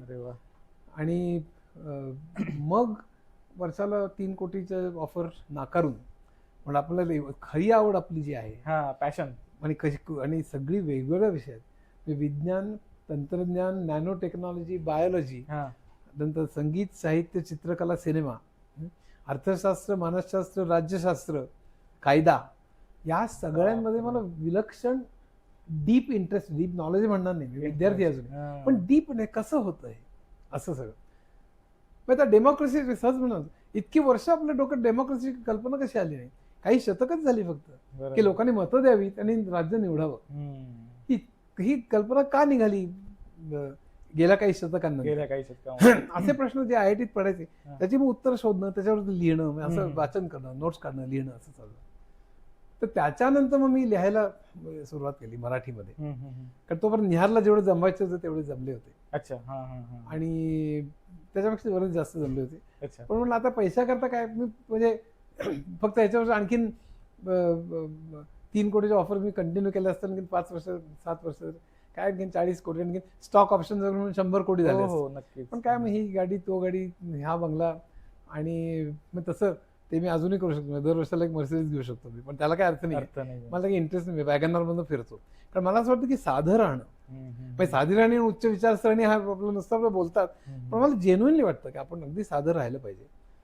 आणि त्यामध्ये आपल्याला हे ज्ञान जे आहे त्यांनी भारावून मी गेलेलो आहे. बरोबर. हे कळलं पाहिजे मला. म्हणजे नुसतंच केमिकल इंजिनिअरिंग नाही, आता तेही मला बऱ्यापैकी यायचं. म्हणजे स्टॅटिस्टिकल थर्मोडायनेमिक्स मध्ये मी टॉपर होतो IIT मध्ये. त्याचा मला माझा मित्रच सांगतो, एक सुबोध म्हणून माझ्या पुढे 1 वर्ष होता, तोही खूप प्रसिद्ध आहे ऍक्च्युली. तो मला सांगायचा की तुला आदल्या दिवसापर्यंत येऊन तुला सिलेबस माहित नव्हतं. आदल्या दिवशी संध्याकाळी तू आला असता बाहेर कोणते असे काहीतरी वादविवाद करून वगैरे. कारण IIT मध्ये सगळ्यात शेवटल्या परीक्षेच्या अगोदर 11, पावणे 11 वाजता लायब्ररी बंद व्हायची. त्याच्या अगोदर आम्ही 10:30, 11 पण लायब्ररीच्या बाहेर मार्क्सची थेरी बरोबर, मॅक्स वेबरची थेरी बरोबर, दुसऱ्या दिवशी फायनल पेपर आहे. पण हे जास्त महत्वाचं आयुष्यामध्ये. असं सगळं भिनलं होतं. तर त्यामुळे तो म्हणला की अरे आदल्या दिवशी तुला सिलेबस माहित नव्हतं, तुला सिलेबस सांगितलं, तू जर 3-4 तास चाललं, दुसऱ्या दिवशी टॉपर होतं, हे काय प्रकार आहे म्हणलं. म्हणजे असं तर त्यामुळे तो प्रॉब्लेम नव्हता, पण मला त्यात फार हे नव्हतं, रस नव्हता. रस नव्हता. इव्हन कंपन्यांमध्ये म्हणजे काय आहे की कंपन्या, लोक मला विचारतात कंपन्या चालवण्यात तुम्हाला इंटरेस्ट नाही का, तर चालवण्यात मला कमी पण कधीच वाटत नाही, मी करू शकलो असतो. म्हणजे स्वतः एवढ्या कंपन्या उभ्या केल्या मी पहिल्यांदा, मी मूर्ती नंदन सगळ्या मी वेगवेगळ्या कंपनीतले, पटनी, टाटा सगळे, म्हणजे आम्ही न्यूयॉर्कला जायचो आणि सॉफ्टवेअर एक्सपोर्टची सुरुवातच आम्ही केली. म्हणजे मी तर पायनर म्हणता येणार नाही, त्यांच्यापेक्षा थोडं 1-2 वर्ष ज्युनियर असेल, पण बेसिकली ती सुरुवातच 1980च्या दशकात. त्यावेळी कसं ते चाललं, कसं वाढवलं, हे सगळं मी डोळ्यासमोर बघितलं. तेव्हा कंपनी त्यावेळी चालू करणं हे सहज शक्य होतं, किंवा बिल्डर होणं हे तर मला ऍब्सोल्युटली सहज शक्य होतं. उदाहरण म्हणून सांगतो, कारण आता उदाहरणार्थ मला, मी स्वतः इतकी पगार आयटीतले असे वाढत वाढत वाढत गेले, लोक शहराकडे येतात, अपार्टमेंटची किमती वाढतायत, डिमांड वाढते, माझ्या डोळ्यासमोर 20 वर्ष बघत होतो. बरोबर. तो मी इतकं मूर्ख नाही नक्कीच, पण ते समजा बिल्डिंग व्यवसायात पडलो आणि चालू केलं तर किमती नक्कीच वाढणार आहे, त्याला 100%. पण त्याकरता ते म्युन्सिपालिटी जाऊन बसा, मग त्याकरता पैशाचा व्यवहार आणि काय, म्हणजे जे काय लागतं ते सगळं मला काही ते जमण्यासारखं नव्हतं. म्हटलं नाही भाऊ, हे असले उद्योजक वगैरे काही मला व्हायचं नाही. तर आयटीत तसं नव्हतं फारसं, ते करणं शक्य होतं. पण मला एकंदर कंपन्यांमध्ये वाढ कशी करायची, माणसांना माणसांसारखं कसं वागवायचं, त्यांना मोटिवेट कसं करायचं, ह्याच्यामध्ये मला रस होता आणि त्यामुळे मला त्यात मजा वाटायची. तर ते मला 3-4 कंपन्या, पटनी, सिंटेल, LNT मध्ये, त्या कंपन्याच्या वाढीमध्ये मी खूप पण माझ्या हाताखालचे लोक मी चांगले निवडत असे, आणि माझं सगळं श्रेय ते कंपन्या वाढल्या ते माझ्या हाताखालच्या लोकांमुळेच येते. पण त्यानंतर मग मी लिहायला लागलो आणि लिहायला लागल्यानंतर मी पहिलं संगणक युग नावाचं पुस्तक लिहिलं, पण त्यानंतर बोर्डरूम पुस्तक लिहिलं. 23 ते 32 वर्ष आयटी मध्ये होतो, 23 वर्ष मी सीईओ, मॅनेजिंग डायरेक्टर वगैरे असं होतो, हजारो लोकांच्या कंपन्या चालवल्या होत्या, मला इंटरनॅशनल बिझनेसचा अनुभव होता. बरोबर. त्यामुळे म्हटलं आता मग मॅनेजमेंट मध्ये लिहा. ते प्रचंड गाजलं. त्यावेळी पहिल्यांदा मी मालिका केली होती लोकसत्तेमध्ये, मग ते पुस्तक केलं, ते प्रचंड गाजलं. त्यानंतर मग माझं सगळं चालूच झालं. म्हणजे त्यानंतर माझी आतापर्यंत 87 पुस्तकं लिहून झालेली आहेत. 87. त्यातली माझा आता 15 ऑगस्टला माझा वाढदिवस आहे, त्यावेळेला 75 पुस्तकं निघतील असं मला वाटत होतं. 70 प्रकाशित झालेली असतील, 17 लिहून, 17 पैकी एक 8-10 लिहून झालेली आहेत. त्यातली 5 पुस्तकं पुढच्या 2-4 आठवड्यात प्रकाशित, 15 ऑगस्ट पर्यंत 70च होतील. पण अजूनही यावर्षी असं गृहीत धरायला हरकत नाही, यावर्षी मॅक्सिमम पुढच्या मार्चपर्यंत 87 पुस्तकं नक्की होतील.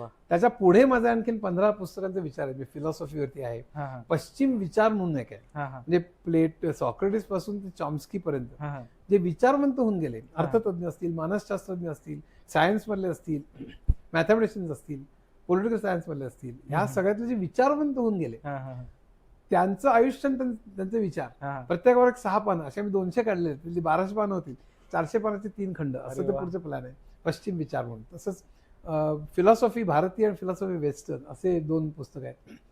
त्यानंतर मगाशी सांगितलं सेक्स, सेक्सवरती एक पुस्तक आहे. तर अशा तऱ्हेची बरीच पुस्तकं लिहिण्याचा विचार आहे माझा.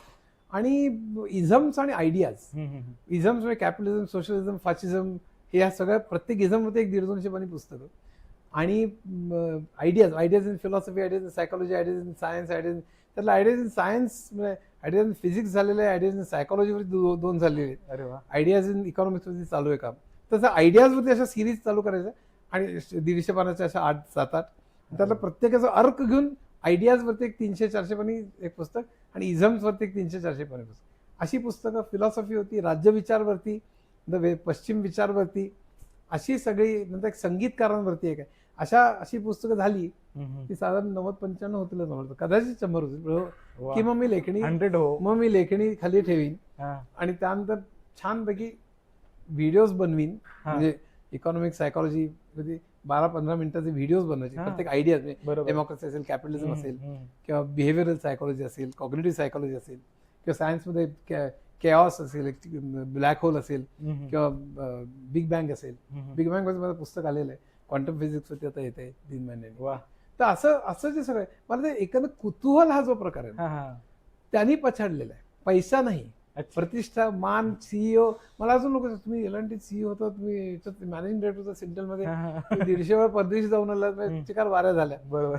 पण त्या सगळ्यापेक्षाही मला जी, तुम्ही कोण म्हणून ओळखले जाल असं जर का मला विचारलं, तर मानवतावादी, नंतर पर्यावरणवादी, नंतर समतावादी, समतावधी म्हणजे कम्युनिस्टांसारखं सगळे सारखा ड्रेस सारखा पगार नव्हे, तिथेही तसं नव्हतं. बरोबर. पण समतावधी म्हणजे स्त्री पुरुष जात धर्म लिंग ह्या वर्ण ह्या कुठल्याही याच्यात भेदभाव न मानणारा आणि एक विवेकवादी विज्ञानवादी अशी माझी ओळख कोण दिली जास्त चांगलं. कोणते एक सीईओ म्हणजे क्लबमध्ये कोणतं रमी खेळत बसत ही मर्सिडीज फिर आणि हे असल्याचं टुकार गोष्टींचा इंटरेस्ट नाही.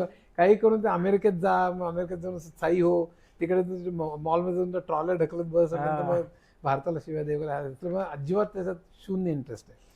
मला मराठी माणसांना, कारण 7,000 पुस्तकं प्रत्येक विषय, इकॉनॉमिक्स म्हणल्यावर माझ्याकडे 100-200 पुस्तकं आहेत, पण इकॉनॉमिक्स सोप्या भाषेत कसं समजावून सांगावं ह्याच्याच वेगळ्या 50 पुस्तकं. पाश्चिमात्य लोकांनी जे काम करून ठेवलंय ना, म्हणजे इकॉनॉमिक्स फॉर डमीज, इकॉनॉमिक्स 101, माझ्याकडे चिक्कार पुस्तकं आहेत, खूप पुस्तकं आहेत. आणि अतिशय मोठ्या माणसांनी सोप्या भाषेत सांगितलं. केन्सने सांगितलंय, पॉल क्रुगमनने सांगितलं, नोबेल लॉरेट्स आणि जोसेफ स्टिग्लिट्झने सांगितलं. या सगळ्यांच्या पुस्तकाचं सोप्या भाषेत समजावून, मला सोप्या भाषेत कसं समजावून सांगायचं. सायन्समध्ये सुद्धा म्हणजे कार्ल सेगन आहे, आयझॅक ॲसिमोव्ह आहे, जॉन ग्रिबिन आहे, ब्रायन ग्रीन आहे, अनेक हे जे सगळे मंडळी आहेत ना, E.O. विल्सन आहे, या सगळ्या मंडळाच्या इतक्यावर माझे हे झालेले म्हणजे बिल ब्रायसन आहे, म्हणजे संस्कार झाले की सोपं कसं करून सांगायचं आपल्याला ते कळलं पाहिजे. बरोबर. पण माझं किम्यागार वाचून मला रिलेटिव्हिटी कळायला लागली असं पण लोक सांगतात. तर किम्यागार वाचून मला सायन्सची आवड निर्माण झाली. मी आता स्टॅनफोर्डमध्ये प्रोफेसर आहे. अर्थात वाचल्यावर मला इकॉनॉमिक्स कळायला लागलं आणि मी आता IMF मध्ये इकॉनॉमिस्ट आहे. मनात वाचलं आणि मी त्यामुळे MA सायकोलॉजी करू शकलो. ग्रेट. त्यामुळे नैराश्य गेलं सांगणार. शेकडो माझ्याकडे लोक आहेत. मुसाफिर वाचल्यावर माझ्या मी आत्महत्या असून परत 18 लोकांनी आतापर्यंत फोन करून रडत सांगितलंय मला. तर हे जे आहे ना, हे मला लोकांपर्यंत आपण पोहोचतोय, हे मला बोर्डरूम वाचून, बोर्डरूम तर काही लोकांनी देवारात ठेवलं. त्यामुळे आम्ही आयुष्यात नष्ट हे झालो होतो. तुमचं बोर्डरूम वाचून काहीतरी करावंसं वाटलं, केलं, पर्यंत फेल गेलो. त्यात सुद्धा कित्येक लोक फेल होऊन पुन्हा कसे फिनिक्स सारखे वरती आले, अशा गोष्टी आहेत. मग पुन्हा आम्ही ते उभे राहिलो. असं 2-3दा प्रयत्न केला. मी आता उभं राहिलो, आता माझ्याकडे 40 लोक कामाला आहेत. मी ऑटो पार्ट्स बनवतो आणि आता माझ्याकडे गाडी आहे. पर्यंत सायकलवर सुरुवात केली, मग स्कूटर, मग आता एक 4 चाकी गाडी आहे, माझं घर आहे. 50 लोकांना मी पोचतो म्हणजे, आणि आता 100 लोक करणार आहे मी. आता मोठं फॅक्टरी घेतो MIDC वगैरे. हे तुमच्या पुस्तकामुळे झालं, पण तू देवारात ठेवतो. ते असे जेव्हा मला लोक भेटतात, 1-2 नाही, शेकड्यांनी, तेव्हा मला वाटतं की आपण काहीतरी कुठेतरी पोहोचतोय. नाहीतर कुठेतरी पैसा, प्रसिद्धी, गाडी, बंगला ह्याच्यातच लोक रमत असतात. मला त्याचं अजिबात हे नाही. तर हे म्हणून माझं या पुस्तक विश्वात मी आता पूर्ण रमलेलो आणि मराठीमध्ये, आणि त्यामुळे ती भयंकर पॉप्युलर आहे. मुसाफिर 1 लाखाच्या वरती, किम्यागार मुसाफिर 60 ते 80 हजार. म्हणजे गणितीचे पुस्तक आहे. मग सगळं गणित माझं विशेष प्रेम होतं. मॅथमॅटिक्समध्ये 3 लिहिली मी, गणिती, नंबर्स आणि स्टॅटिस्टिक्स.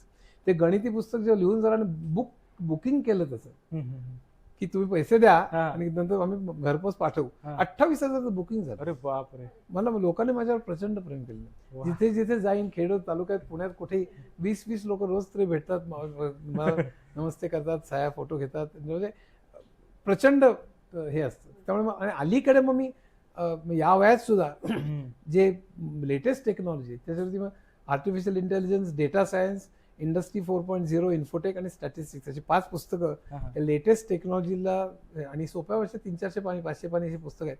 पण 10वीतल्या मुलालाही कळतील अशी लिहिली आहेत. ती सगळ्यांनी वाचावीत असं माझं अगदी स्पष्ट हे आहे.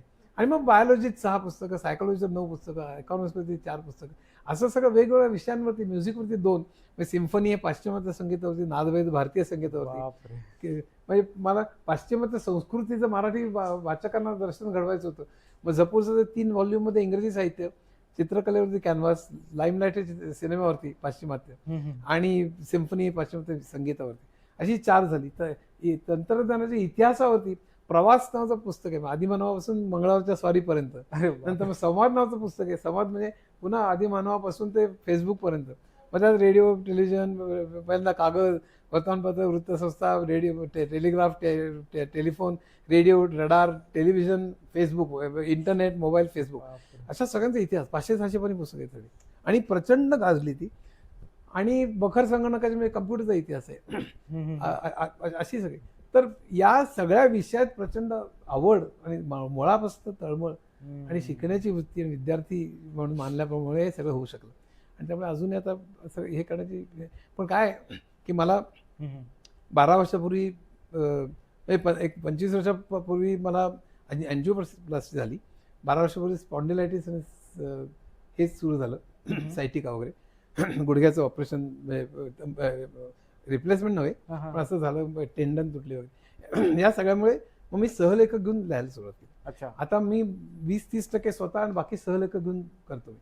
रंगनाथ पाठारे तर म्हणाले तुम्ही स्वतः तर खूप मोठं काम केलं पण तुम्ही 15 सहलेखक मराठीला दिलेले. तर ते जे आहे त्यांनी मला खूप हे होतं. ते सगळ्याच मी प्लॅनिंग पुस्तकं कसं करायचं, कुठले चॅप्टर्स किती पानं लिहायचं, कशातनं काय घ्यायचं, मी कधी ट्रान्सलेट किंवा कुठलीही गोष्ट कॉपी करत नाही. पण कशातनं काय शिकायचं आणि ते घ्यायचं ते मी तर ते आणि कसं मांडायचं हे सगळं प्लॅनिंग मी करतो.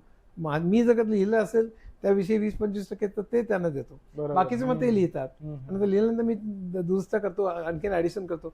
पण अगदी खरं सांगायचं म्हणजे आता मात्र सहलेखक माझ्यापेक्षा कितीतरी पटीने जास्त लेखन करतात माझ्या पुस्तकांमध्ये. म्हणजे माझी पुस्तकं जर का चांगली होत असतील आता सुद्धा तर ते केवळ सहलेखकांना. ही सगळी सहलेखकांचा मी श्रेय देतो. म्हणजे पैशाच्याही बाबतीत, क्रेडिटच्याही बाबतीत, सगळ्या बाबतीत आत्ताच ह्याच्यामध्ये सगळ्या सहलेखकांमुळेच मी आज खरं म्हणजे हे मोठे पण नाही, हे सत्य आहे. नाही त्यामुळे पुस्तकं होऊ शकली नसती. बरोबर. फक्त काही ते आयडिया आणि त्याचं प्लॅनिंग आणि पुस्तकं हे सगळं माझं असतं. पण मेजर लेखन ते करतात आणि हे उघडपणे मी सांगतो. पण त्याची भाषा माझी असली पाहिजे ना, तो नुसतं लिहायचं मी सही करायची असेल तर ते सगळं अशा तऱ्हेने चालू आहे. आणि का आता प्रत्येक वेळ लिहिणं मला शक्य होत नाही आणि या पण अशी माझी वाटचाल आता चालू आहे आणि होपफुली अशी चालू राहील. हो हो, नक्की नक्की. तर ठीक आहे, आपण आता मला वाटलं ऑलमोस्ट सगळंच कम्प्लीट केलेलं आपण, म्हणजे बिफोर, ड्युरिंग आणि आफ्टर IIT बॉम्बे जर्नी. तर आपण एक लास्टला एक रॅपिड फायर राऊंड खेळूया, त्यानंतर मग आपण एंड करूया. ठीक आहे. हां, your favourite book of all time? खरी बरीच आहेत पण Old Man and the Sea हेमिंग्वेचं. Okay. One word that describes IIT Bombay for you? Excellence किंवा excitement. Okay. A skill every young person must learn today? Quest for excellence आणि being a student all your life. Okay. Nice. Curiosity in short. Okay. Your biggest source of inspiration? Biggest source of inspiration is actually the people that I met in my family, as I've said, and also the friends that I met at IIT. Okay. And also the people I met in my life. I must tell you this, that I was very lucky to have met several great people at early stage. Yeah. That's why I never felt that I'm somebody very big or very great. I met several people in MIT, Harvard, Stanford, and so on. Several scientists. When I used to go to MIT was just next door to my office in Cambridge, near Boston. My office in Cambridge was 238 Main Street, and MIT was just next door. And I used to go to MIT strolling at the lunchtime, and there were a few people sitting just across the table, a Nobel laureate sitting across the table. Then in the lift, I used to meet a Nobel laureate. So I could actually talk to a number of people, several Nobel laureates. I met Peter Drucker, I met C.K. Prahlad, for management gurus, C.K. Prahlad was in Michigan University and so on. I met him in San Francisco and San Diego twice. And I met several scientists and management people and technologists. And Vinton Cerf, who actually invented TCP/IP, who actually planned and designed TCP/IP, based on which the internet runs. Internet runs only on TCP/IP. In fact, in my book Data Communication Networks, there are several pages devoted to TCP/IP, which is my very favorite subject. I used to take sort of lectures and seminars on TCP/IP. People used to love them. So TCP/IP, I have actually spent 2 days with Vinton Cerf in New York and 2 days in Taj in Mumbai. So because I met several really great people, including I've told you Bhimsen Joshi, Kumar Gandharva, and all that, the singers and the people with literature and so on. So at very early stage, I have never felt that I am great because I have always looked up to them as inspiration. Whereas what I find very mediocre is when I've sent thousands of people to America. somebody goes to America and after 6 months he or she comes back and starts speaking an American accent and starts considering himself or herself as somebody who's achieved something in life. I feel a great pity, when I look at these kinds of people. My aims in life are pretty tall, and those aims are only in as far as knowledge and human values are concerned. Correct. If you are humane, what I call is humanism. Humanism, rationalism, that's something that I value a lot. And equity, as far as race, caste, creed, color is concerned, I've never differentiated. And I think these are some basic principles that I live by, and I think it's very important that you sort of treat them as very important principles, because rather than giving value to just money and cars and bungalows and how many times you've been to America and all that stuff, or migrating to America and just sort of so you have to do something for this country and importantly for your community. And that's why I thought of writing in Marathi. Many people say, why didn't you write in English? I mean, I could have easily written in English. But I have written 4 books on technology in English, and I certainly can write.